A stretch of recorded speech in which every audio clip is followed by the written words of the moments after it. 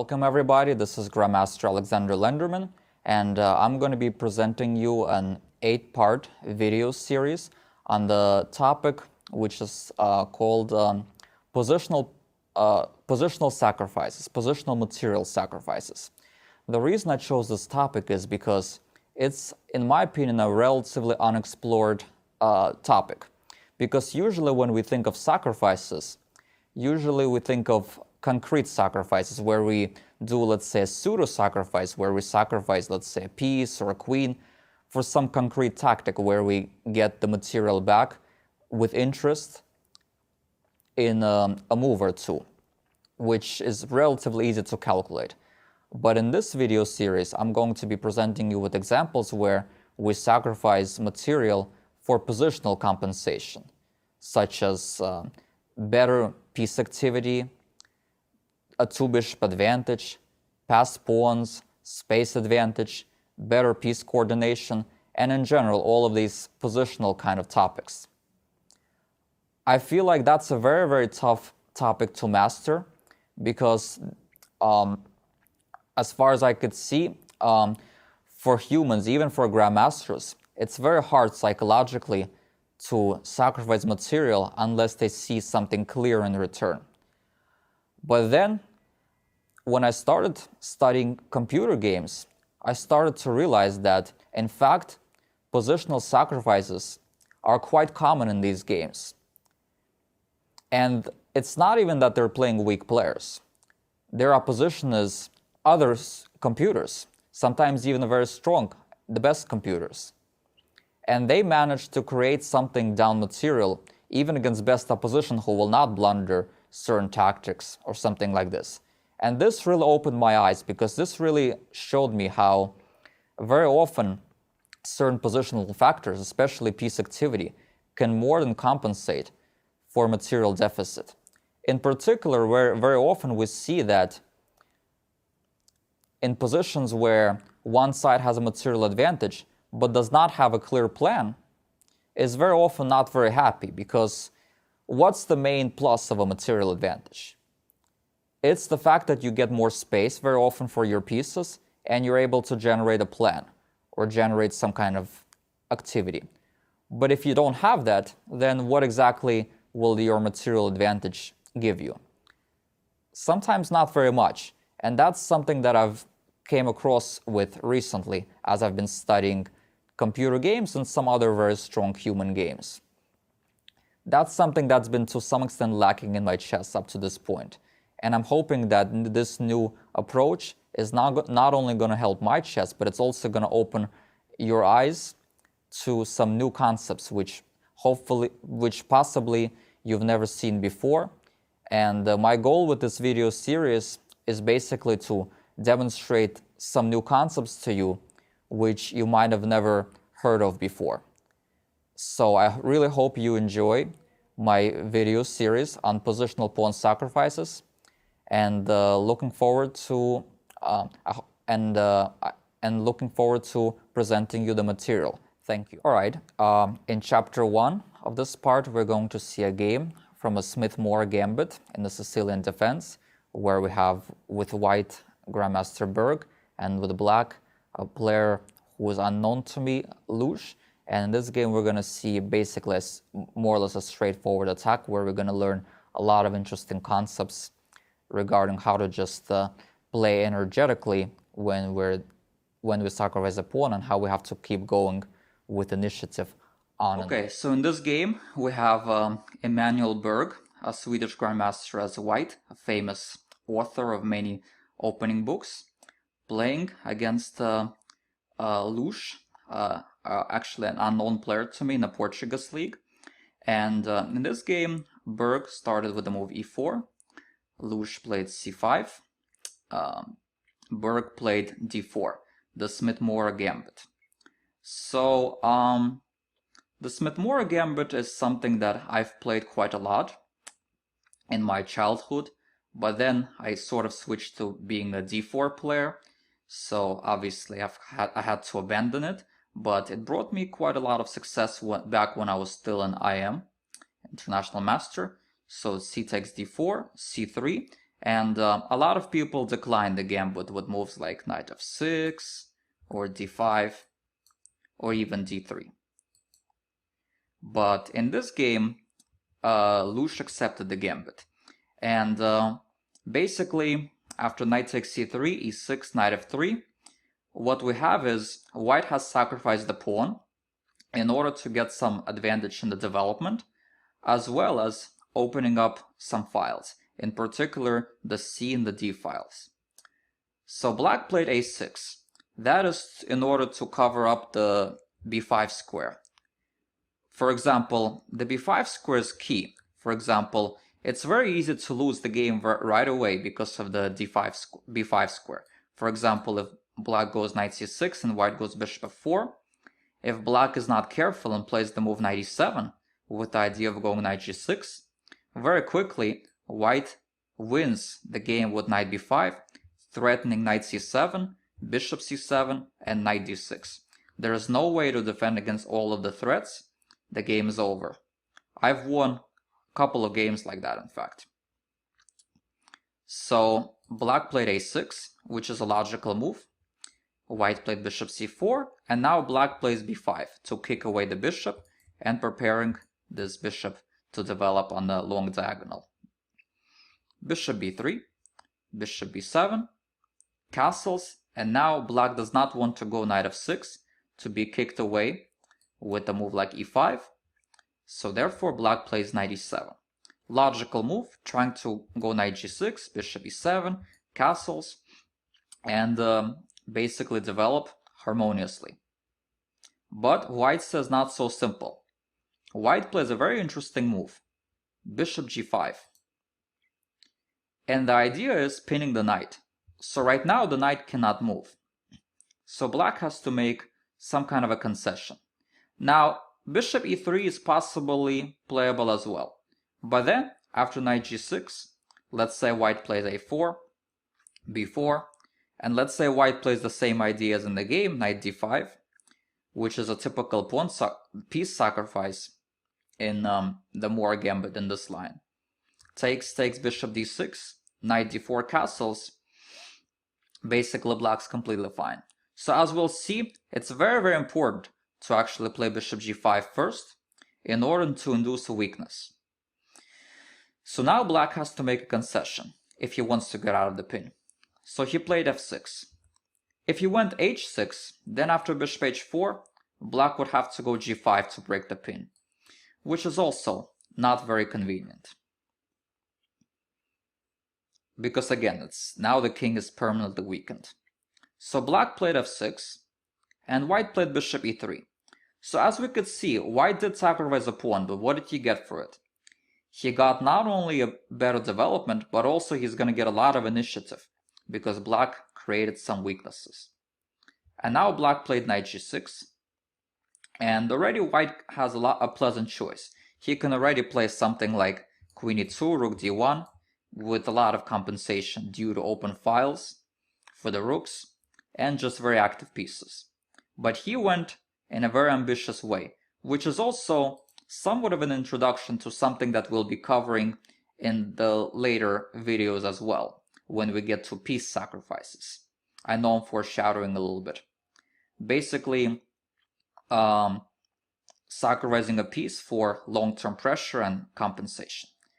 a4, b4, and now a very interesting idea. Of course, white does not want to go knight e2, passive. Then black can either take a second pawn, or he can just play knight c6, and he's completely fine.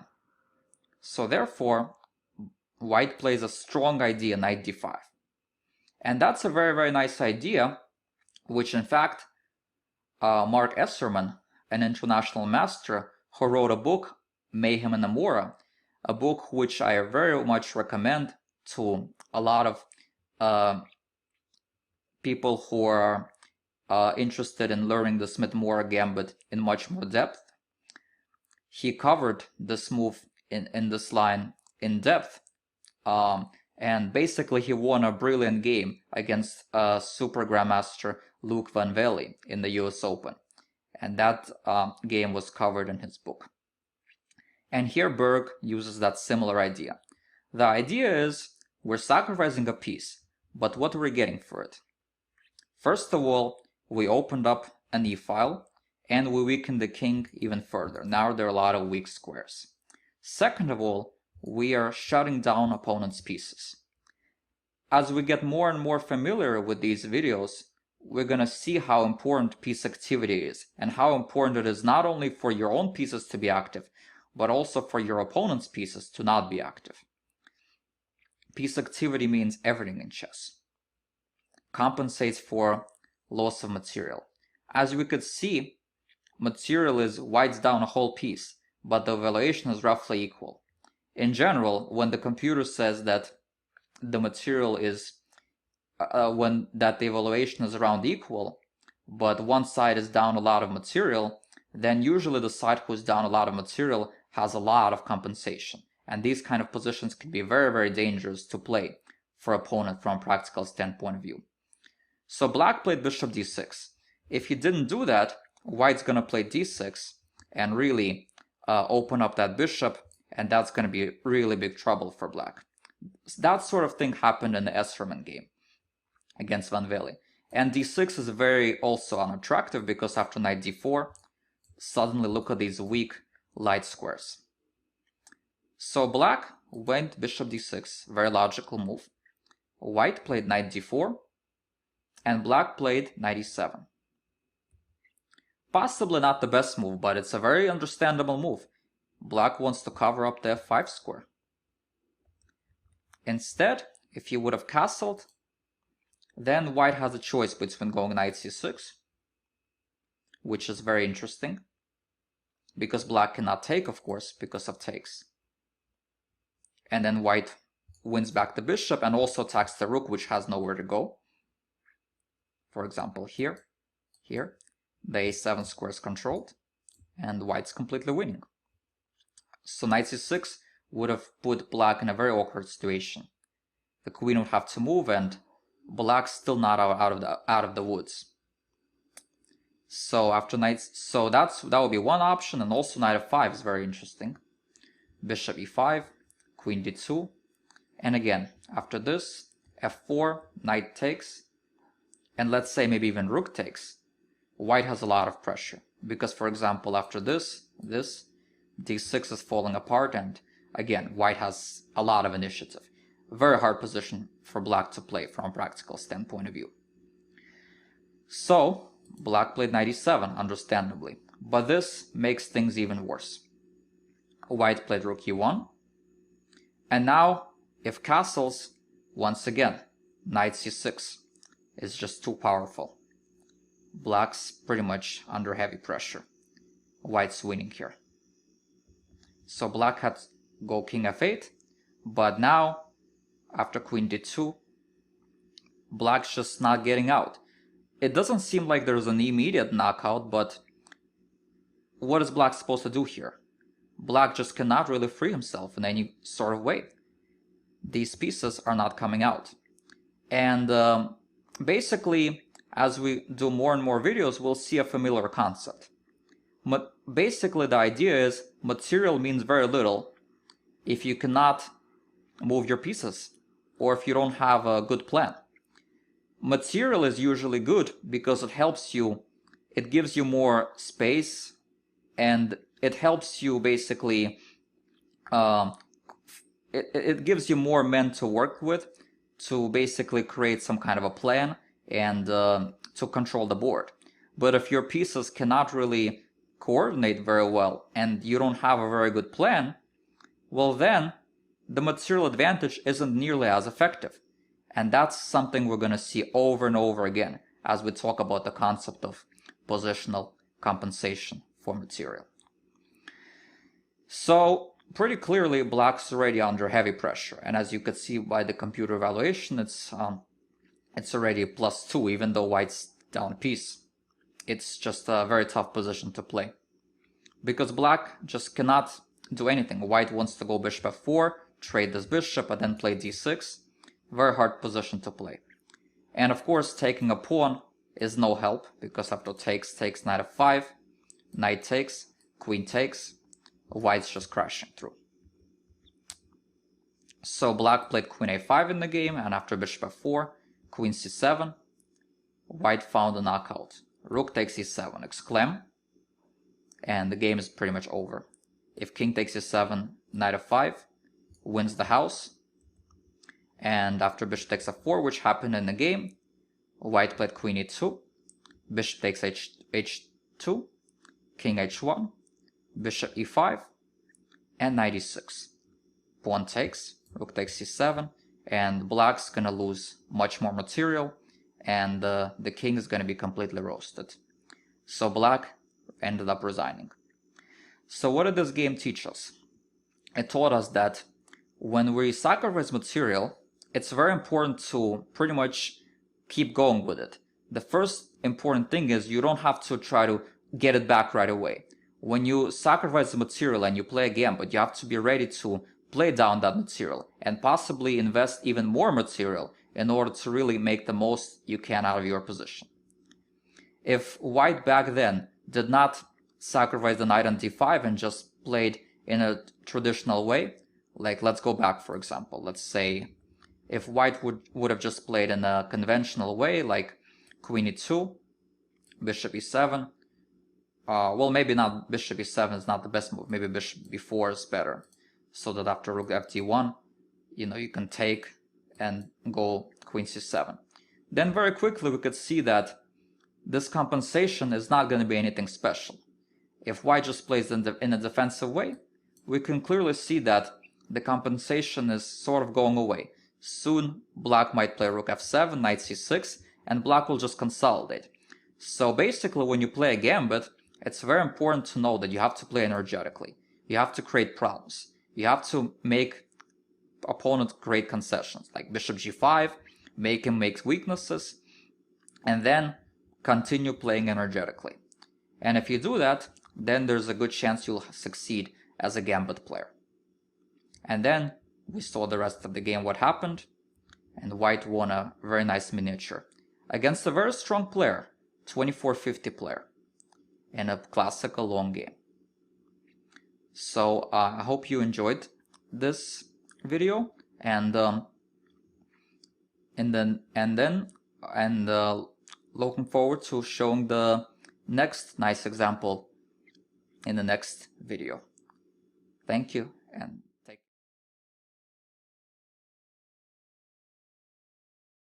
So in part 1, chapter 2, we're going to be seeing a game between Stockfish, one of the strongest computers currently living, and another computer slightly weaker, Bobcat. And in this chapter, we're going to see that, in fact, sometimes you do not necessarily have to play a gambit and play 1e4. Sometimes even if you start with 1d4, and which is considered to be more of a positional first move, even then you can still play a gambit. And in fact, in this game, this was an exchange Slav, but even in a boring looking opening like this, it's possible to generate initiative if opponent plays an ambitious way. And this is another good example of how you can take advantage of a lead in development, and how you have to continue playing energetically in order to be able to take advantage of your advantage in development. Okay. In this game, we're gonna take a look at the game between Stockfish and Bobcat. Stockfish is, one of the top computers these days, rated about 3228. And Bobcat is a slightly weaker computer, but still a roughly 2800 player, so around the level of the current top players in the world. So obviously, very, very capable opponent. This is from a Rapid TCEC Computer Championship, and let's see how the game goes. So the game went d4, and by the way, most people associate the concept of playing gambits with the move e4 in move 1, like we saw in the previous game between Berg and Lush. My apologies if I pronounced the name wrong. But as we'll see in the next few examples, dynamic gambits can also very well occur even if you start with the move d4. So in fact, if you're a d4 player and you want to play tactical games and play gambits and sacrifice pawns, play tactical chess, do not get discouraged. You can very well be a successful gambit player even if you're playing 1d4. And I'm not talking about Queen's Gambit, because obviously this is not so much of a gambit, because usually after you play 3, you're almost certain you're gonna get this pawn back. So that's not something that's really considered a true gambit. A true gambit is when you sacrifice a pawn for really long-term compensation. So in this game, black played the Slav, c6. White played the exchange Slav, c takes d5. Now the exchange Slav is usually associated with something that's considered quite boring and where you're sort of playing for a draw. But in fact, as you'll see in this game, this could be quite an opposite. And in this game, in fact, white Stockfish showed how you could play the exchange Slav in a very, very active manner. cd, bishop f4, queen b6. So normally it takes 2 to tango, and here black plays in a very ambitious way. He is developing the queen out early, taking advantage of the fact that this bishop moved out early, and now black can start putting pressure on this pawn, which is in some ways awkward to defend. Because if you try to defend it with a move like b3, it's obviously undesirable, because then, after something like this, black will play e6, and followed by bishop b4, the c3 square is very much weakened. So this is very, very undesirable for white. So, and certainly white does not want to go back bishop c1. And if white tries to go queen d2, that's also awkward, because then this queen could be attacked in a lot of ways. So white's idea after queen b6 is to basically sacrifice this pawn. So he starts with knight c3, attacking this pawn. So black naturally defends it with knight f6. And white played the move e3. And now this is a real sacrifice, because basically white's giving up this pawn, and the idea is here white's giving up a pawn for a long-term initiative. And the idea here is that white's playing for the time factor here. White's taking advantage of the fact that black's moving the queen several times, and white's able to get a development advantage, and as you'll see, that will play a big role in this game. So now, white played a strong move bishop b5 check to develop with a check with a tempo. So it's clearly the best move here, because if white goes knight b5, that's not very good at all, because now if black plays a move like e5, knight c7 is not going to work, because after king d8, this bishop b4 is going to be a monstrous threat. And black's actually winning here. So knight b5, it's too early for knight b5. White's not developed enough for this also. So therefore, white plays bishop b5, check with a tempo. And now, black has two choices. Black could also consider playing bishop d7 here, where after bishop takes d7, knight takes d7, knight g2, white also has very good compensation, in view of ideas like rook b1, followed by knight b5, after castles of course. And again, black is in some trouble. So white also has a good compensation here. But in this game, Bobcat played knight c6, and white played knight e2 anyway. So again, it was very important to play bishop b5 check first, because if we go knight e2 first, then after a move like bishop f5, this bishop on f1 is very hard to get into the game. And here, white's compensation is not as easy to prove. So bishop b5, knight c6, knight e2. Bishop f5, very logical move, because it stops rook b1, at least for now. And now, white plays castles. And now, here comes a sort of a critical moment, because now black has several options. And at first it might seem like it's very hard to prove compensation here, because it looks like the queen on b2 is sort of untouchable. And it looks like black's going to be able to play e6, bishop e7, castles, and then it's not clear where's the compensation. But in fact, the development advantage has something to be considered. and therefore black doesn't have an easy way. So let's say, for example, black plays natural developing move e6. Looks fine, right? After e6, it looks like black's on his way to being comfortably developed. But unfortunately for black, white actually had a very, very powerful threat. And the fact of the matter is, the queen looks like it's safe because the rook b1, it looks like it's covered right now. But in fact, that's far from the truth. Because white has a very, very powerful move here. a3, exclaim. And now white has a very powerful threat, rook a2, trapping the queen. And in fact, black is already pretty much lost. Black's in dire straits. Black cannot defend his position in a very good way. So he can try queen c2, let's say. But then after queen e1, still the queen is in big trouble. Let's say a6, rook a2, queen b3, and knight c1, and the queen simply gets trapped. Another option for black is knight e4, but then white plays a strong move, queen a4, and again the queen is in dire straits. Bishop takes e6 is too powerful, so it has to be stopped with rook c8. Takes, queen a6, e5, rook fb1, queen c2, rook c1, queen b3, bishop takes e5, and black's now not even up a pawn, material is equal, and white still has heavy initiative. Pretty clearly black's in trouble here. So e6 would not be a very viable option for black. What else can black do? He can also try moving rook c8, getting the rook in the game and trying to cover up the c6 square in advance. Then a3 is also playable, but it maybe is not as effective, because then after knight e4, queen e1, it's still very interesting for white, but maybe this is more defensible for black. So after rook c8, possibly this was actually the best option considering everything.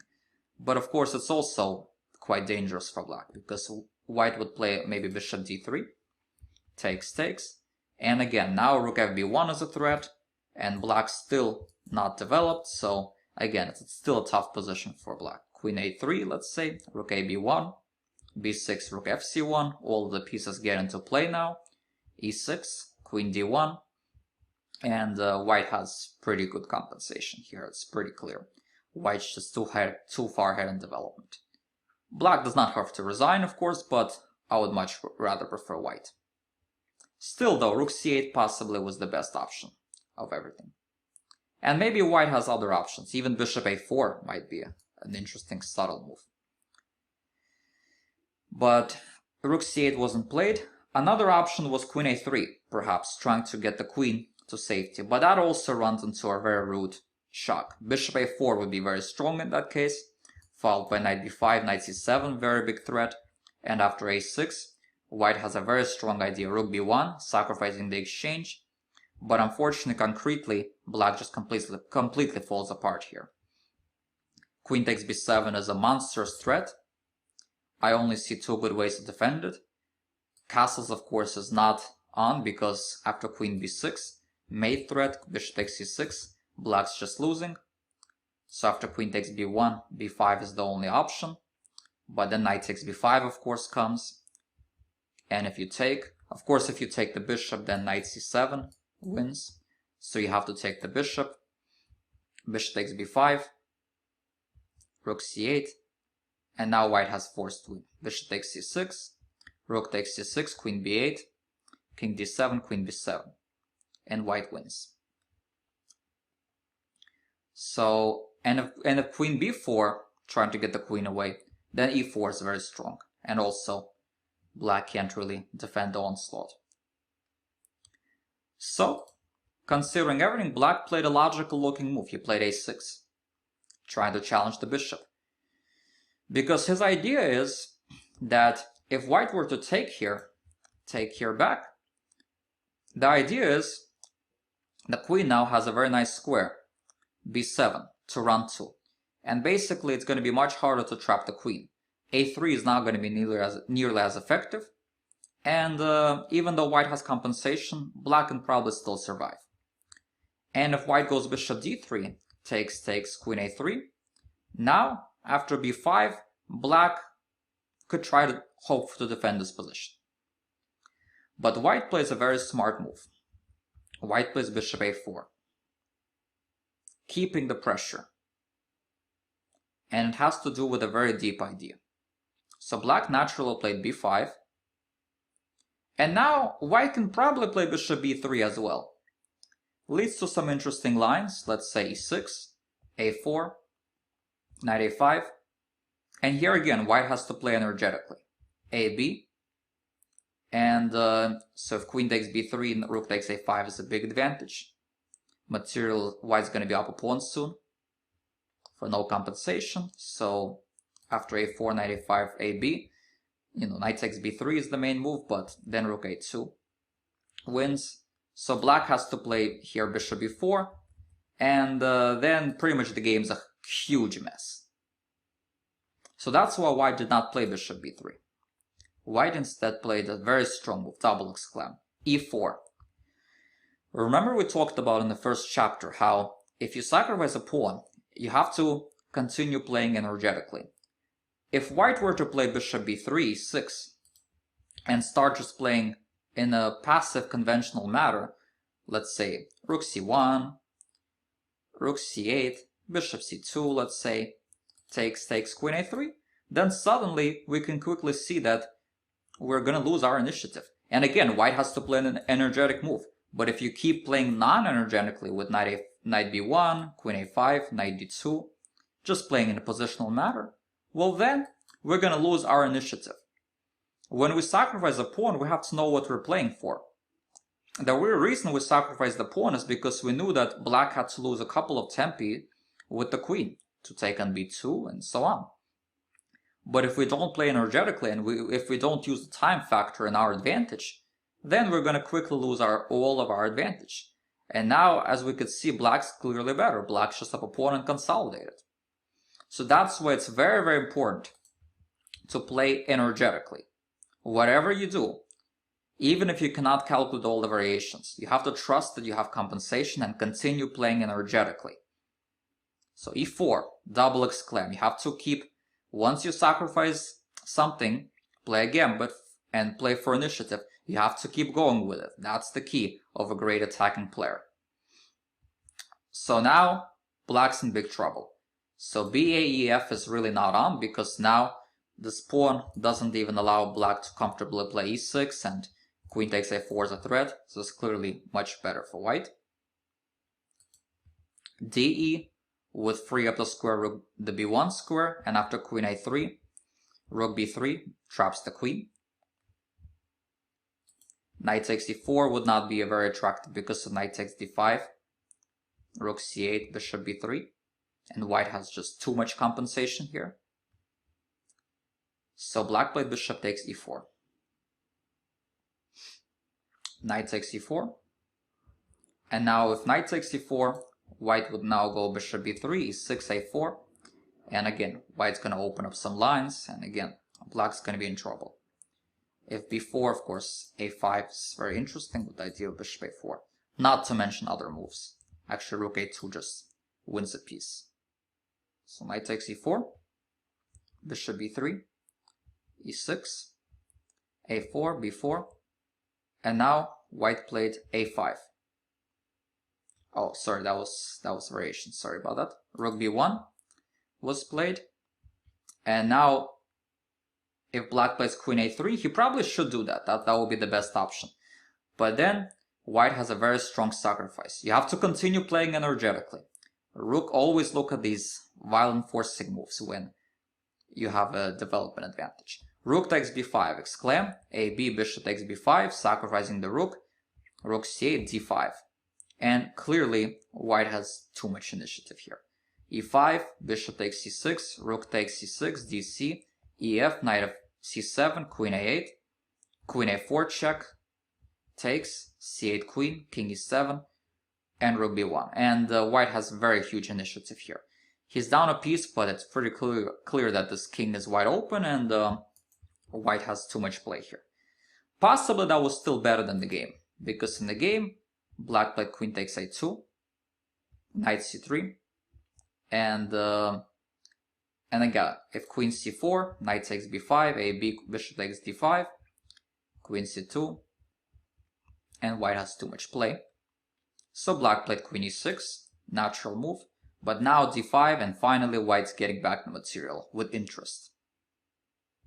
Knight takes d5, knight takes d5, and now white's up a piece, and he has huge initiative. Now the material is still roughly equal, because it's still, black has 7 pawns for 3 pawns, so technically speaking, black's still up material.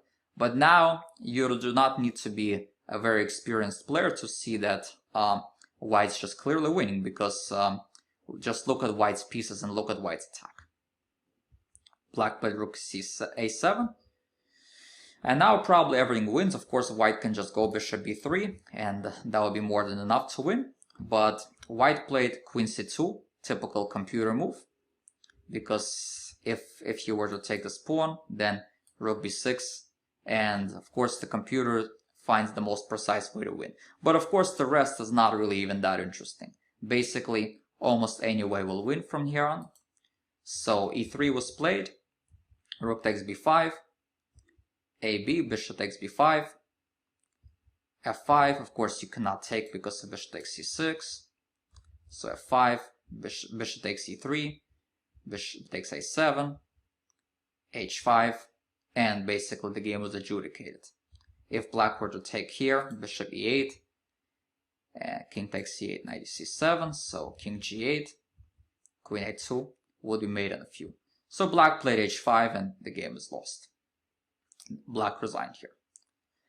So what did we learn from this game? What we learned is, again, the point is simple. Whether we play e4 or d4 or whatever, if we sacrifice a pawn for initiative, for time factor, we have to remember we have to continue playing energetically. As we could see, bishop b5 check, forcing move, knight e2, developing move. Okay, we have to defend this knight and develop a piece. So that's doesn't come with a threat, but it basically sets up the initiative. But now, ever since this moment, white plays energetic move after energetic move. White sacrifices another pawn, and as we could see from now on, every move comes with a threat. So once again, the moral of the story is, if we sacrifice a pawn for initiative, we have to remember that we have to continue playing energetically, because if we don't, then the initiative will go away. And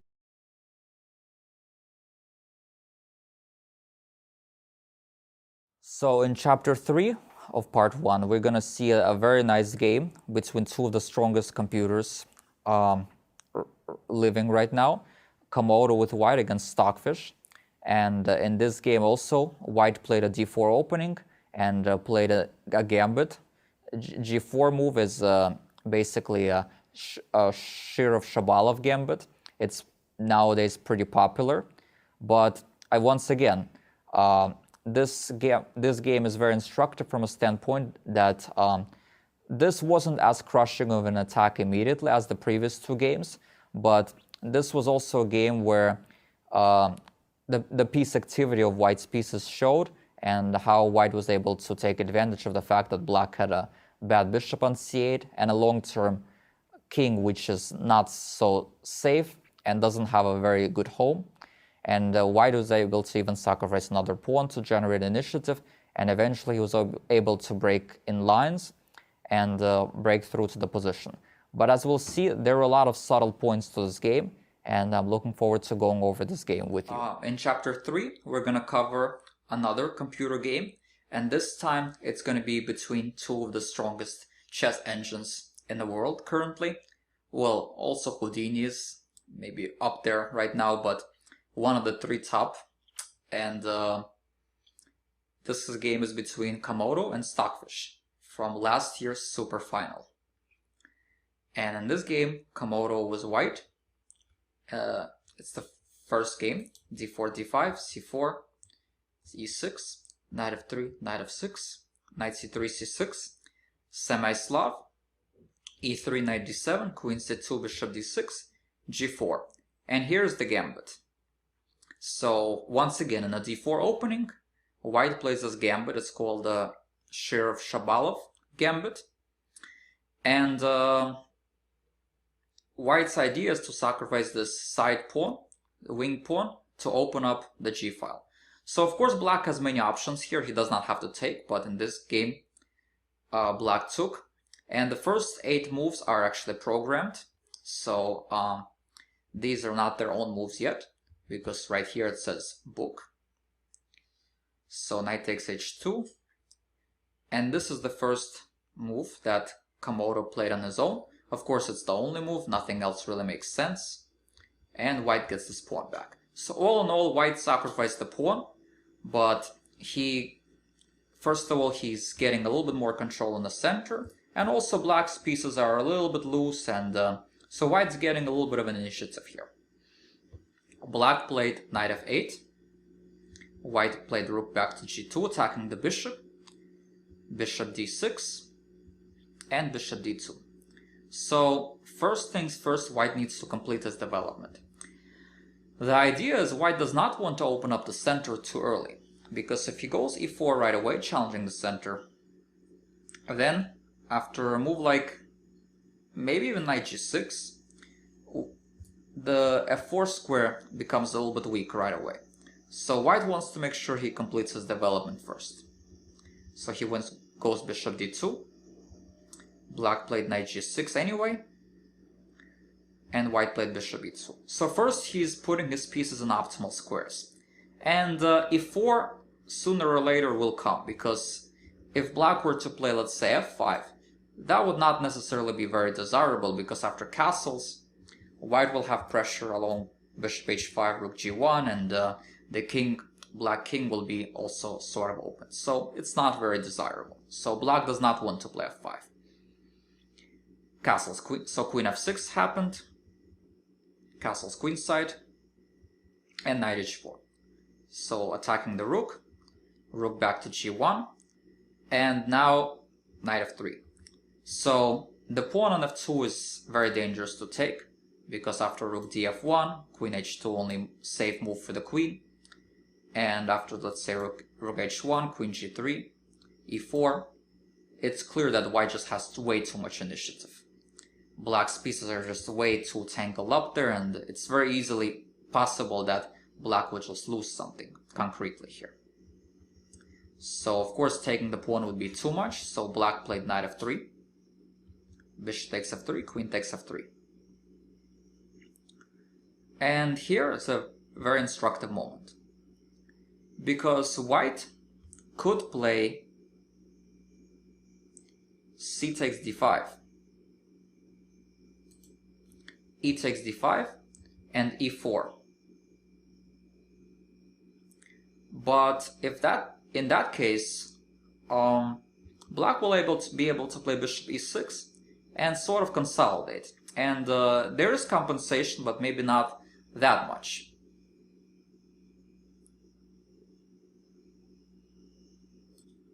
So after bishop e6, black's more or less fine. So white played a very ambitious move. He played e4, sacrificing another pawn. And once again, it again proves the point that we want to play energetically. Once we sacrifice a pawn, we have to continue playing energetically. So black took this pawn, because if he doesn't, obviously there's a lot of pressure on the d5 square, so it's quite hard for black to play. If he does, let's say, dd, knight takes e4, this bishop has to move, let's say, and after, let's say, rook e1, white's gonna start attacking the queen. It's a little bit of an awkward thing for black. So he doesn't want to do that, so at least if he wants to suffer, he wants to suffer for the pawn. D takes c4. e5, bishop e7, and then now rook g3. Queen f5. So if black were to take this pawn, then knight e4. If he takes another pawn, bishop c3, queen b6, knight d6, takes, rook f8, queen takes h7, and this is actually just too much to handle for black, because after this, queen h4, black cannot castle and black's just getting rolled over. So you cannot get too greedy. So therefore, what black played queen f5. Knight e4, bishop d7. And now king b1. Just basically getting out of a lot of potential ideas. King d8. Yeah, that's a subtle move. Obviously, the idea is he wants to go king c7 because he feels like the king is safest here. If you were to castle, then bishop g5 is the problem. And that's partially why king b1 was played, because now this will come without a check, which allows white to go knight d6. So in other words, king b1 is a deep prophylactic move from castles. So black played king d8. White played bishop g5 anyway. And now black played rook g8. Bishop takes, king takes. So now white is controlling a lot of the dark squares right here. So white's still down 2 pawns, but in return, the king is weak, the bishop on d7 is not a good piece, and white has a lot of control over the dark squares. So, and in fact, white has a very, very dangerous initiative here. And the way a computer beats another strong computer is pretty much always based on differences in evaluation. Because originally Stockfish was always considering his position to be fine with black. But in fact, as you get longer and longer to the game, as you go on with the game, longer and longer basically, Stockfish starts to realize that his position is not as rosy as he thought originally. And it's maybe potentially not sensing potential danger. It's basically the difference in evaluating certain factors, where Komodo might weigh certain things more than, let's say, Stockfish, or it could be vice versa. That's pretty much how you have computer beating another computer. It's based on different evaluations of certain positions. Like, for example, Stockfish thought it's okay maybe to take these pawns, but Komodo saw the deeper picture and saw the compensation more. And Stockfish only saw it pretty much once it started becoming more clear that it's not so good. Whereas when Stockfish beats Komodo, it could be some other way around. Stockfish could see certain factors which Komodo doesn't. And that's pretty much how stronger computers beat weaker computers. Weaker computers tend to evaluate positions much worse and misevaluate certain dangers, hidden dangers that stronger computers could see in advance. So rook e3, strong move, protecting the knight, threatening to take the pawn. So black played b5. King a1, getting out of a potential pin right here. h5. And now b3. So now white wants to take this pawn and open up the game. So pretty clearly black cannot take this, because after queen c5 and queen d6, this knight now unpinned is going to do quite a lot of havoc to black's position. So therefore, this is not playable, and if black plays a5, takes b4, that actually could have been quite interesting.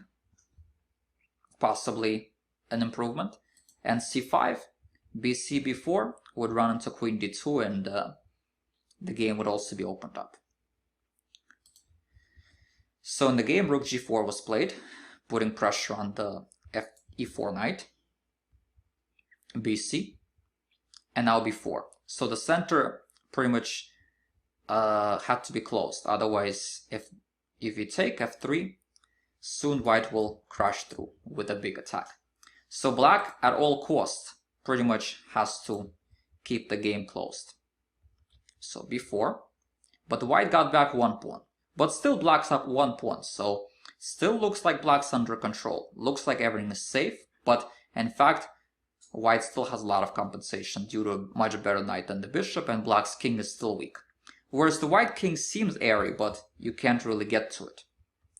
queen e2, a5, and now knight f6. Strong move. Black played rook f4, and now white played a very, very strong move. If white were to just play f3, seems like a no-brainer move, right? Just black's attacking the pawn, so we defended, and looks like there's still a lot of pressure. But now black has a very nice defensive resources, like for example queen g5, and if white were to play rook e d3, trying to play d4 d5, black has a very nice resource. Rook takes f6, sacrificing material back, sacrificing the exchange for a pawn, a topic which we're going to also cover in later videos. Suddenly, black's going to be fine because he's going to have a lot of compensation. He has 2 pawns for the exchange now, and suddenly white lost the pride and joy of his position, the beautiful knight on f6. So that's why Komodo sees that, he senses the danger, so he plays a very strong move, rook e d3, sacrificing another pawn. But the key is it stops black's main idea. Whenever we play chess, it's very important to always ask yourself, what are all the things opponent wants to do? And we have to try to identify which are the things that we have to try to stop and which ones are okay to allow. Because it's very important to identify what's the bigger threat that has to be stopped almost at all costs, and what's something that's not as significant. So in this case, we stopped black's main idea, because after queen g5, rook g3, and that pawn is not in the way. White was able to play rook g3, and black is not able to sacrifice the exchange in a convenient way. So black took this pawn, but it turns out that it's not so bad for white, because in fact queen e3 creates a very, very big threat at d5. So that means black has nothing left to do besides trying to trade queens. But now the key is white gets in the move d5. Black has to trade queens at all costs, otherwise queen c5 is the next move. Queen takes c4, by the way, also does not work because d6, and then the rook's hanging. So black took, but now the key move, intermediate check d6. King d8, rook takes c3. And here we have a position where we don't have an immediate attack, but this pawn on d6 is so strong and this bishop is so bad, and this king is still in somewhat of a mating net, that black pretty much was going to have to lose this bishop on d7. And basically this position is completely lost. Well, actually he's not going to lose the bishop on d7, but he's going to have to sacrifice the exchange, but in a bad way. Black materially he's still going to be fine, but the pawn on d6 is going to make the difference. And white's just completely winning. The rest of the game is a mop-up. King c8 runs into rook g1. So therefore black had to sack the exchange right away. ef, c5. So desperately black needs to get this bishop in the game in order to blockade this pawn with the king and get his rook in the game. Even here white has to be precise. If he doesn't play precise, this game could still be unclear. For example, if he plays a second best move, rook e5, which looks very logical, attacking both pawns, then black plays bishop c6. And if he takes his pawn, king d7, and takes another pawn, suddenly bishop f3, whoops, attacking two rooks. And now black has turned the tables. Black's now the one who's winning now. And of course, if white defends it, then after h4, white's still probably winning, but it's a little less clear. So it's very important to be precise till the very, very end. White played rook g3. He's not being materialistic. He's going for the main goal here. And the main goal here is to go after this king and maybe try to take this f7 pawn, which is basically, if white gets the f7 pawn, the game's completely lost because for black, because the f6 pawn will become too strong. Rook a7, rook g8, bishop e8. So the idea of rook a7 was to stop d7. But now white plays rook g5. And now white gets in everything in a better way. h4, rook takes c5. If black were to go bishop c6 now, then he can take this pawn. And now bishop f3, you can do this check. King d7. And in the previous position, this rook would have been attacked by this rook. But now white has a very strong move, rook h7.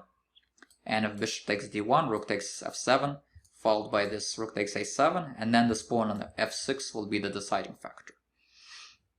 So black played h4, rook takes c5, but this pawn is very important because now the c4 pawn will also be a very important factor.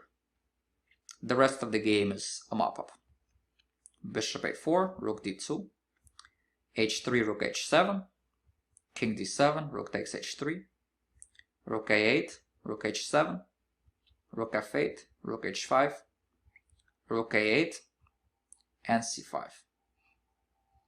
Bishop c6, rook h2. So now the idea is to go rook h8, trading off the rook. a4, rook h7. Rook h7 is also an idea. And now rook h8. That was to force black to trade the rooks.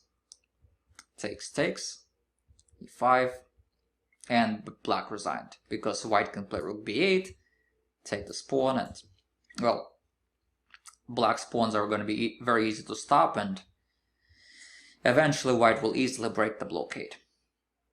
So, what did we learn from this game? Well, once again, we have to play energetically. So if we go back to this moment, to recap, after white sacrificed the pawn, well, first of all, we have to make sure we develop, because if we don't have development, then if we open up the game too soon, we can run into some problems. So that's why e4 is not so good, because of knight g6, and we're gonna give black some active play. So the key is also not to give your opponent active play. So therefore bishop d2, because here it's not as much for sacrificing the pawn for huge initiative. Here it's also for positional things we're sacrificing. We want a stronger central in the long run. You know, the bishop on c8 is bad, so it's not just purely initiative. Here there's some other positional factors as well. That's why here we don't have to go completely crazy with the move like e4 right away. And again, black doesn't really want to play f5, so and only after we get our development in, then we get our e4. And the key is not to play cd, to not help opponent develop.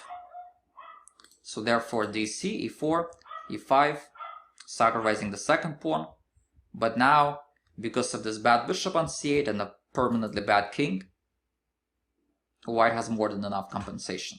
Because in chess, the most important thing is piece activity. And if your pieces are bad, it's going to be a big problem for your position. And from there on, white played a lot of nice prophylactic moves with the king to get out of all potential dangers. And eventually he breaks the position in. And finally, the last moment is not to allow the exchange sack with queen g5 and sacrificing another pawn. And then white gets d5 in, and the rest of the game is a mop-up, because the pawn on d6 is too strong. Black has to sack the exchange.